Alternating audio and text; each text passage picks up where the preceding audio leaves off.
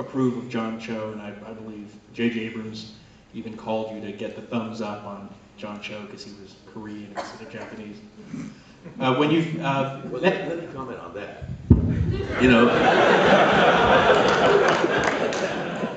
I found it interesting. I was asked to come in and have breakfast with J.J. Abrams, and I really made the discovery of how old we are, because J.J. Abrams really didn't know Gene Roddenberry's philosophy of Star Trek.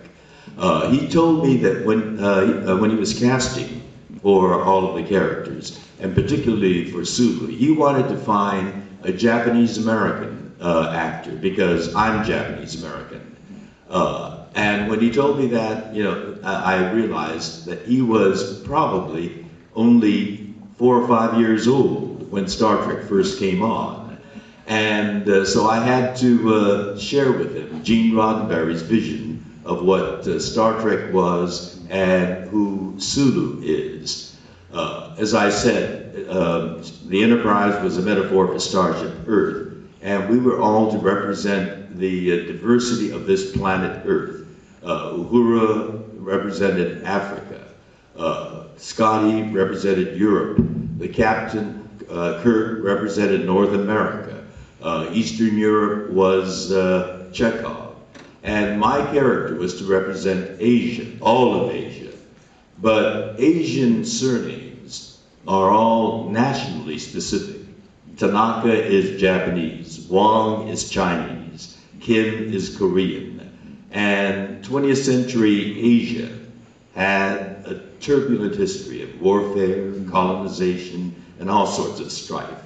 And he didn't want to introduce that element. He wanted to find some a name that suggested all of Asia, Pan-Asia.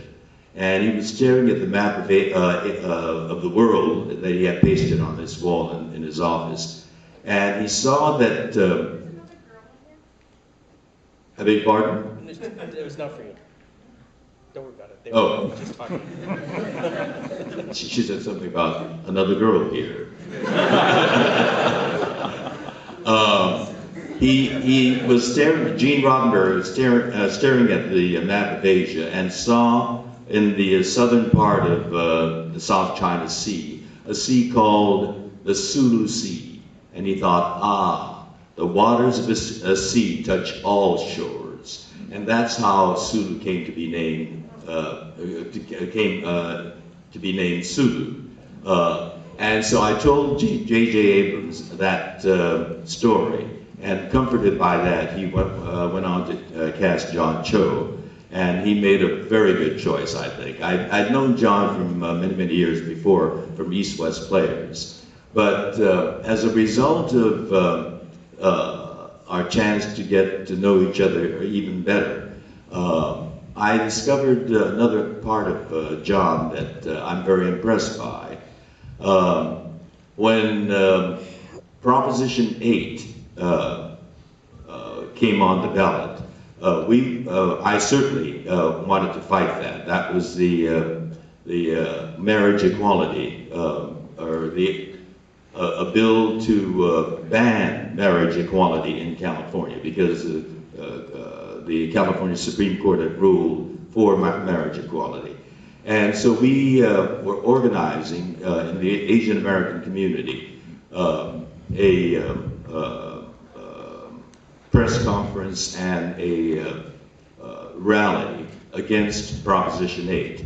And we had Asian American politicians, Congresswoman Judy Chu, Assembly people from the California Assembly, Ted Lieu, and many dignitaries. And John Cho also agreed to speak against Proposition 8. You know, he was a brand new father.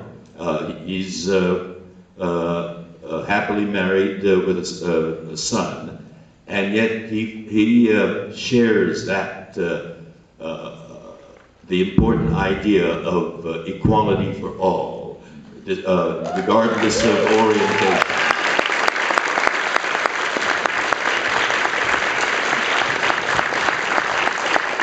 So I was very proud of John when he joined us in that press conference and spoke as an individual, but also as a young father. And he wanted to, his child was a baby then, but he said, when my son grows up, he wants him to be able to have his choice, and he didn't want any kind of ban imposed on him by arch reactionaries. And I was very moved by his speech there. And I was even prouder to know that the part that I was privileged to play was being carried on by a man with that kind of integrity and that kind of vision and that kind of courage.